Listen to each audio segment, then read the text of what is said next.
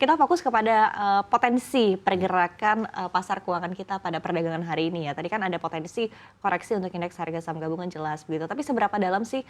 potensi yang mungkin terjadi untuk pergerakan indeks kita melemah pada perdagangan hari ini dan pergerakan rupiah juga seperti apa, Ya. Mas Elvan? Kalau untuk pergerakan IHSG memang itu ya yang tadi saya sudah katakan besar kemungkinan akan mengalami koreksi dan juga volatilitas yang cukup tinggi di market di paling tidak di sepekan ini sampai nanti ada berita perkembangan terbaru terkait dengan eskalasi militer di Timur Tengah ini. Namun seiring dengan kondisi yang masih belum jelas tentu volatilitas akan sangat cukup tinggi itu di perdagangan hari ini dengan potensi koreksi saya merasa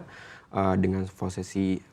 teknikal IHSG saat ini itu memiliki potensi koreksi sampai ke 7.900 itu masih cukup possible gitu ya. Artinya penurunan sekitar 3-4% itu masih cukup memungkinkan untuk pergerakan IHSG ke depannya gitu ya seiring dengan ketidakpastian yang masih cukup besar di pasar gitu di baik itu di eksternal maupun di internal kita juga masih ada beberapa perkembangan yang mesti kita pantau. Jadi dengan kondisi tersebut saya rasa itu tadi level 7.900 itu menjadi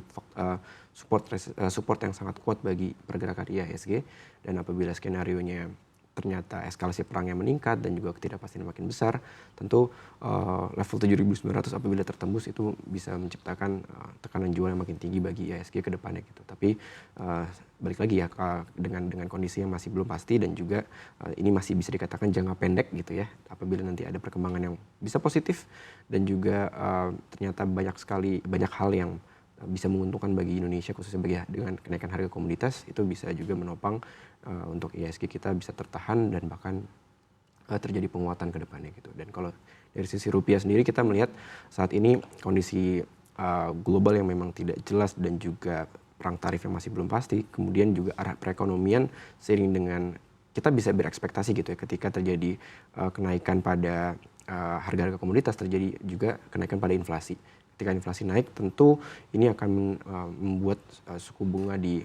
bank-bank sentral dunia ini akan sulit untuk kembali diturunkan bahkan justru cenderung akan dinaikkan kembali bisa jadi gitu ya apabila inflasi tidak terkontrol dan ini tentu menciptakan kekhawatiran baru terhadap perekonomian dunia pertumbuhan dan juga Indonesia. Nah implikasinya tentu pada nilai tukar bagaimana kita tahu saat ini rupiah kita sedang mengalami tekanan yang lumayan gitu ya dikatakan karena faktor domestik khususnya dari defisit APBN yang bisa dikatakan banyak orang mengkhawatirkan tentang sustainabilitas daripada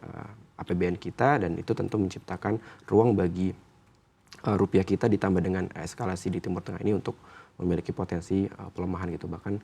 di level 16.800 sampai 900 itu menjadi resistance yang cukup mungkin untuk rupiah kita ke arah sana gitu ya dan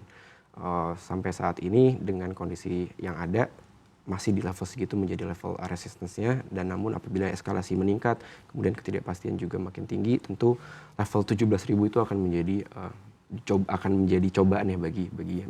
Indonesia dan kita sebetulnya tidak ada yang mau mengharapkan bahwasannya IHSG sampai ke